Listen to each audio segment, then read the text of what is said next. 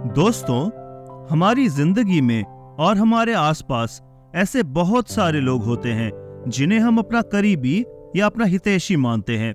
लेकिन हमारी आंखें तब खुलती है जब हमें पता चलता है कि उनमें से बहुत सारे लोग ऐसे भी होते हैं जिन्हें हमारे कामयाबी से जलन होती है, जो हमसे ईर्ष्या करते हैं, और जब भी हमारे साथ कुछ बुरा होता है तो अपने मन ही मन वो बहुत खुश होते हैं। ऐसे लोग हमारे आसपास रहते हैं, हमसे अच्छे से बात भी करते हैं, लेकिन उनके मुंह में कुछ और मन में कुछ और होता है। जिंदगी में कभी न कभी आप भी ऐसे लोगों के चक्कर में पड़े होंगे और बाद में शायद आपको पछतावा भी हुआ होगा। तो फिर इसके लिए उपाय क्या है? उपाय ये है कि हम लोगों को पढ़ना और उनके मन को जानना सीखें। सुनने में शायद ये बहुत कठिन लगता होगा, लेकिन यह उतना भी कठिन नहीं जितना आपको लग रहा है।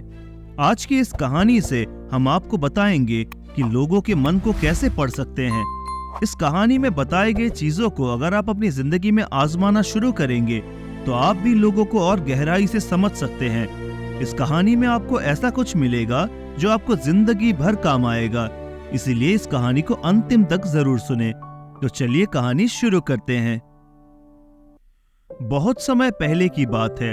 एक छोटा सा गांव था। उस गांव में दो भाई रहा करते थे।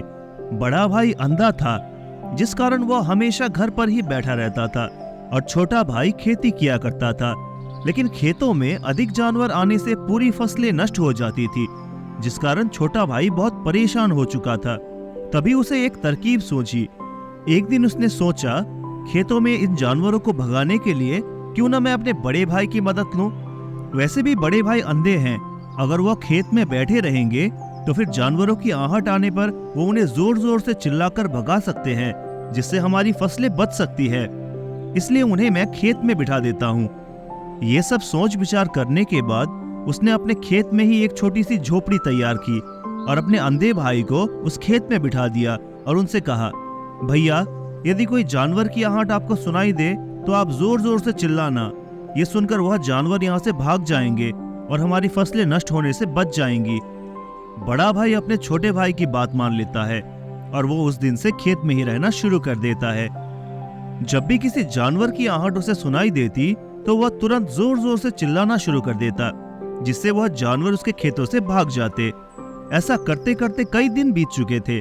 तभी एक दिन उसके खेत में एक हिरण भागता हुआ आता है और वह खेत के बांध को तोड़कर वहां से भाग जाता है। लेकिन उसी हिरण का पीछा करते हुए एक राजा भी उसे खेत में आ पहुंचे। तभी राजा की नजर उस अंधे भाई पर पड़ती है। राजा उस व्यक्ति से कहते हैं, देखो, मैं यहाँ पर एक जानवर का पीछा करते हुए आया हूँ। क्या तुमने उस जानवर को यहाँ पर देखा है? इस पर वह व्यक्ति कहता है, हे राजन, मैं तो अंधा हूँ, मैं भला किसी जानवर को कैसे देख सकता हूँ। लेकिन मैं आपको इतना जरूर बता सकता हूँ कि जो जानवर मेरे खेत से होकर भागा है वो आपके लायक नहीं है। आप उसके पीछे अपना समय यूं ही बर्बाद कर रहे हैं।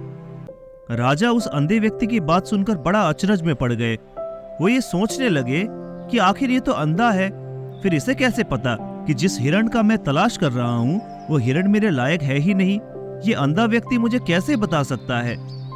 राजा ने उस अंधे व्यक्ति से पूछा, एक तरफ तुम कहते हो कि तुम अंधे हो और दूसरी तरफ तुम ये भी दावे के साथ कहते हो कि जिस हिरण का मैं पीछा कर रहा हूँ वह मेरे लायक नहीं है। इस पर वह अंधा व्यक्ति जवाब देता है, हे राजन, आप जिसका पीछा कर रहे हैं वह असल में हिरण नहीं बल्कि एक हिरणी है, और वह भी गर्भवती है। और जहाँ तक मुझे ज्ञान है, मैंने आज तक किसी राजा को गर्भवती हिरणी का शिकार करते हुए नहीं सुना। इसीलिए मैं कहता हूँ कि वह जानवर आपके लायक नहीं है। आप बेकार में अपना समय बर्बाद कर रहे हैं। ये सुनकर राजा और भी अचरज में पड़ गए। वो ये सोचने लगे कि आखिर ये अंधा आदमी ये कैसे जान सकता है कि वह हिरणी है और वह गर्भवती है। राजा कुछ देर सोच विचार करने के बाद अपने सेनापति से कहते हैं, सेनापति, मुझे ये जानवर जिंदा चाहिए, क्योंकि मुझे ये पता करना है क्या वह हिरणी है और क्या वह गर्भवती है। क्योंकि अंधा आदमी बहुत विश्वास के साथ कह रहा है और मुझे इस बात की पुष्टि करनी है। यदि वह हिरणी हुई और गर्भवती हुई तो वह हमारे शिकार के लायक नहीं है, क्योंकि हम तो एक हिरण का पीछा कर रहे थे। इसलिए जाओ और पता करो कि क्या वह हिरणी ही है। सेनापति राजा से आज्ञा लेकर आगे की ओर बढ़ चलता है और कुछ देर बाद जब वह वापस लौट कर आता है तो राजा को कहता है, हे राजन, इस अंधे आदमी ने जो भी बात कही है वो बिल्कुल सही है। वो एक हिरणी ही है और वह गर्भवती भी है। ये सुनकर राजा आश्चर्यचकित रह जाते हैं। उन्हें समझ नहीं आ रहा था कि आखिर अंधा आदमी कैसे पता कर सकता है कि वह जानवर एक हिरणी है, और तो और वो गर्भवती है। भला एक अंधा आदमी ये कैसे देख सकता है, ये कैसे जान सकता है, आखिर इसे ये कैसे पता चल गया? ऐसे कई सारे प्रश्न अब राजा के मन में उमड़ने लगे। अब राजा ने यह ठान लिया था कि मुझे इस बात की तह तक पहुंचना ही है कि आखिर ये अंधा आदमी कैसे जानता है कि वो जानवर एक हिरणी है। ये सोचकर राजा उस अंधे आदमी के पास जाते हैं और उस अंधे आदमी से कहते हैं, देखो, मैं ये तो नहीं जानता कि तुम सचमुच अंधे हो या नहीं, लेकिन मैं तुमसे एक बात जानने आया हूँ। क्या तुम मेरे प्रश्न का सही सही जवाब दोगे? इस पर अंधा व्यक्ति कहता है, हे राजन, आप जो कुछ पूछना चाहते हैं मुझसे पूछ सकते हैं, मैं आपको बिल्कुल सच सच जवाब दूंगा। इस पर राजा कहते हैं, देखो, एक तो तुम कहते हो कि तुम अंधे हो, और दूसरी तरफ तुमने ये बता दिया कि मैं जिस जानवर का पीछा कर रहा हूँ वो एक हिरणी है, और तो और वह गर्भवती भी है। आखिर तुम्हें ये कैसे पता चला? तुम्हारे खेत में और भी तो जानवर आते होंगे, और भी तो जानवर यहाँ से गुजरते होंगे, फिर तुमने ये कैसे अंदाजा लगाया?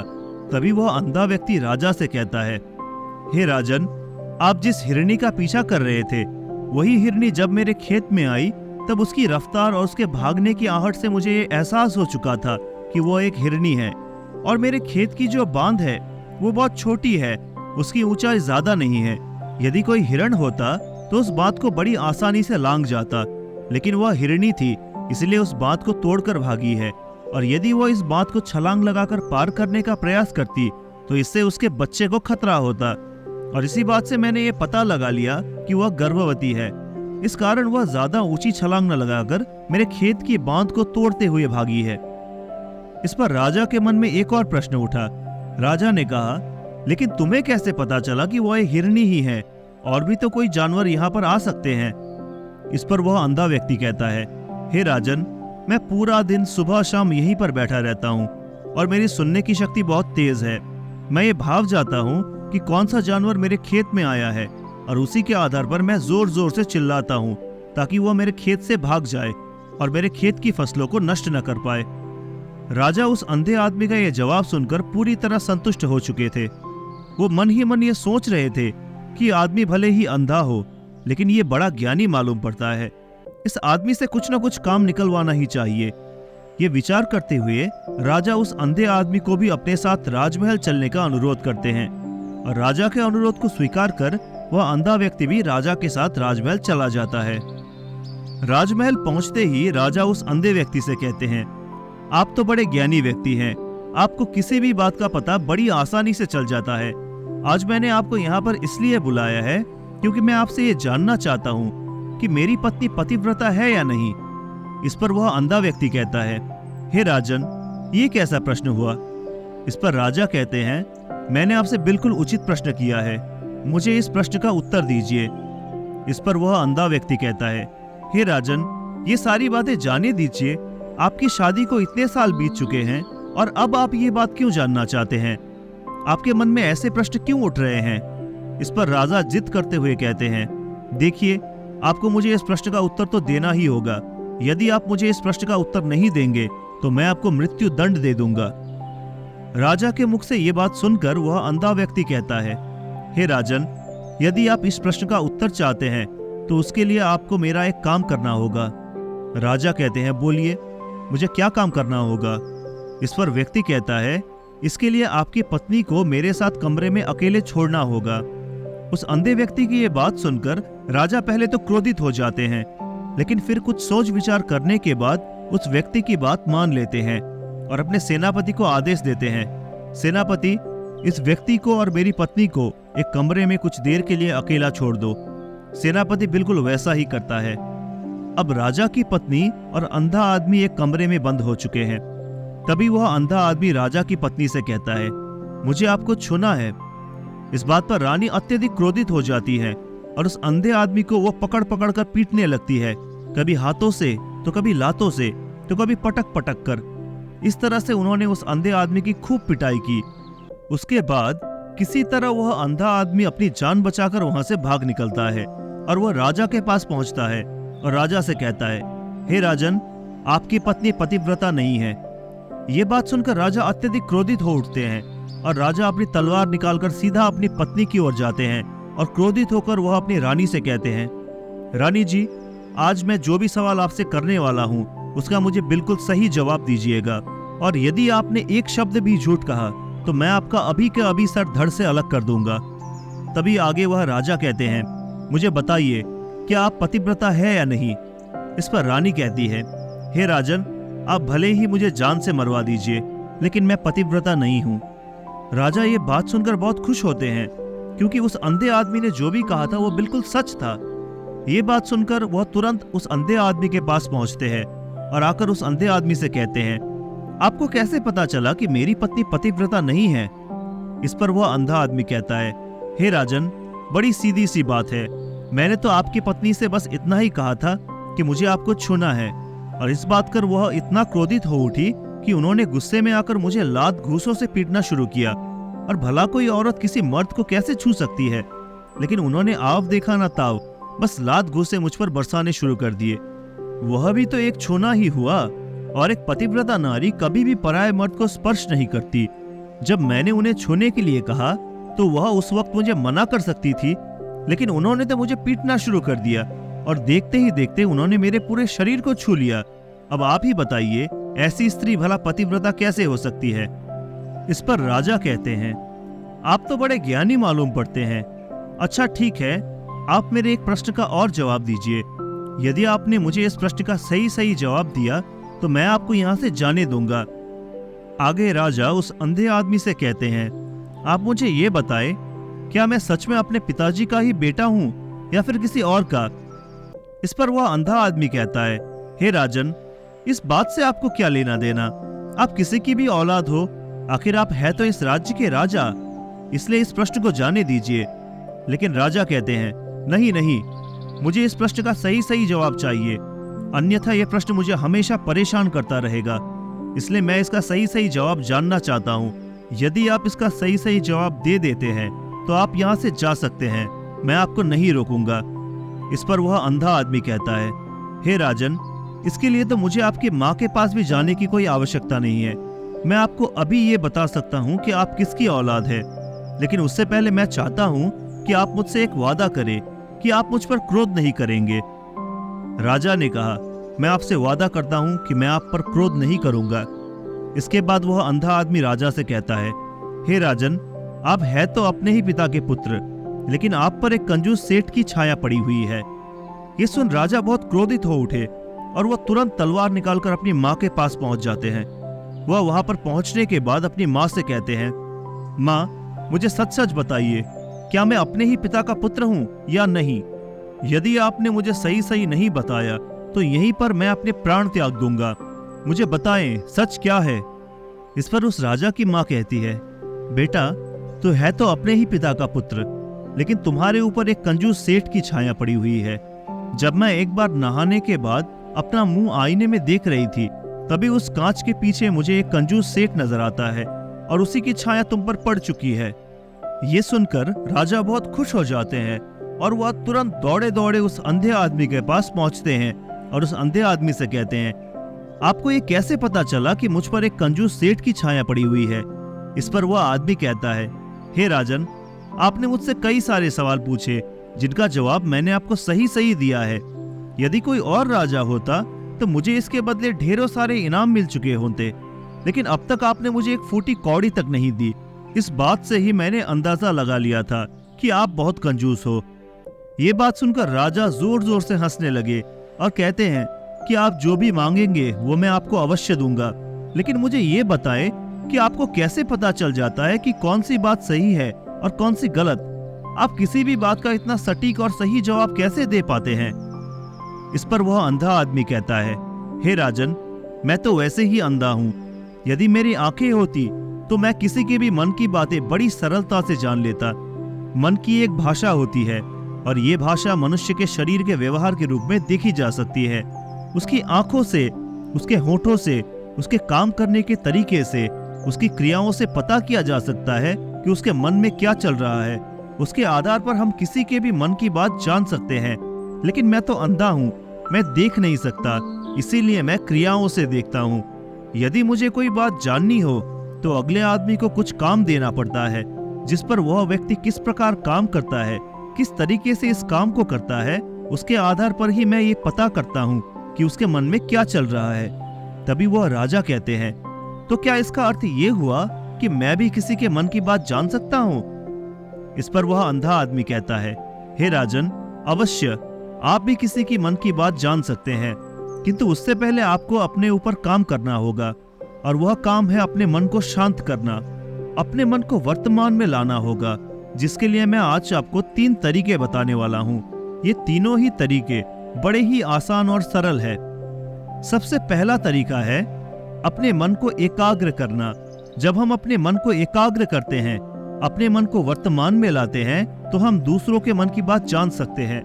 क्योंकि जिस आदमी के मन की बात आप जानना चाहते हैं, वह आदमी अभी भी अपने मन में वर्तमान में ही सोच रहा है, और हमें भी मन को वर्तमान में ही लाना होगा, तभी हम उसके मन की बात जान सकते हैं। यदि हम अतीत में हुई घटनाओं के बारे में सोच रहे हैं, तो वह जो अगला आदमी वर्तमान में सोच रहा है, वर्तमान में अपने मन में बात कर रहा है, वह हम कैसे जान पाएंगे? क्योंकि हम तो अतीत की घटनाओं में डूबे हुए हैं। इसीलिए किसी के भी मन की बात को जानने के लिए सबसे पहले हमें हमारे मन को एकाग्र करना होगा, उसे वर्तमान में लाना होगा। दूसरा तरीका है आंखों पर ध्यान देना। किसी व्यक्ति से बात करते वक्त उसकी आंखों में देखना, उसकी आंखों पर ध्यान देना सबसे ज्यादा जरूरी है, क्योंकि आंखें बोलती नहीं पर बहुत कुछ कह जाती है। यदि हम किसी व्यक्ति की आंखों के इशारों को समझना सीख जाए, हम ये जान जाएंगे कि व्यक्ति के दिमाग में क्या चल रहा है, वो क्या सोच रहा है, और अभी वह क्या करने वाला है। मेरे पास आंखें नहीं हैं, लेकिन मैंने अपने गुरु से ये विद्या सीखी है, क्योंकि बहुत साल पहले मेरे पास आंखें थी और मैं उस वक्त लोगों के मन की बात केवल उनकी आंखों से ही जान लेता था। इसलिए यदि आप भी दूसरों की मन की बात जानना चाहते हैं, तो आपको भी उनकी आंखों पर गौर करना चाहिए। जैसे कि उनका आकार कैसा है, वह कब, कहां और किधर देख रहे हैं। जब आप उनसे बात कर रहे हैं, तो क्या उनकी आंखें वहां पर घूम रही है, या फिर उनकी आंखें खुश नजर आ रही है, या फिर उनकी आंखें निराश नजर आ रही है, जैसे कि चोर होता है। उसकी आंखों में जब हम देखते हैं, तो हमें ये पता चलता है कि अगले आदमी ने कोई गलती की है। ठीक उसी प्रकार जब हम किसी चालाक व्यक्ति की आंखों में देखते हैं, तो हमको पता चलता है कि उसकी आंखों में एक भाषा होती है। यदि आपको पता लगाना है कि सामने वाला व्यक्ति आपसे झूठ कह रहा है या फिर सही, तो आपको उसकी आंखों पर ध्यान देना अति आवश्यक है। यदि आपसे बात करते वक्त वह व्यक्ति अपनी आंखें यहाँ वहां घुमा रहा है, ऊपर नीचे इधर उधर दाएं बाएं हर जगह देख रहा है, तो इसका अर्थ ये हुआ कि वह उस बात से निकलने का कोई रास्ता ढूंढ रहा है, कोई झूठ बना रहा है। यदि सामने वाला व्यक्ति आपसे कुछ झूठ कहने का प्रयास कर रहा है, तो वह आपसे नजर नहीं मिलाएगा। वह यहाँ वहां देखेगा, ऊपर नीचे देखेगा, लेकिन वह आपकी आंखों में आंखें डालकर कभी नहीं देख पाएगा, क्योंकि उसे डर है कि यदि उसने आपकी आंखों में आंखें डालकर देखी, तो उसका झूठ पकड़ा जाएगा और लोगों को सच्चाई पता चल जाएगा। कभी कभी कोई व्यक्ति अपने चेहरों से, जैसे आंखों से, होंठों से बहुत कुछ अलग अलग व्यवहार करते हैं। यदि आप किसी व्यक्ति के चेहरे में गौर करेंगे, तो आप आसानी से समझ पाएंगे कि वह व्यक्ति निराश है, खुश है, या फिर उसे कोई बहुत बड़ा दुख है।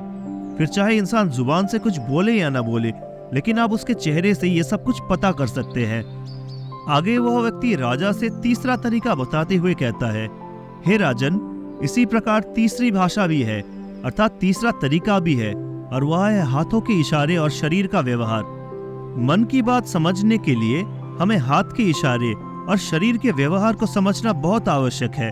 कोई व्यक्ति जब बात करता है, तो आपने देखा होगा कि वह अपने हाथों को हिलाता रहता है, अपने हाथों से इशारा करता रहता है।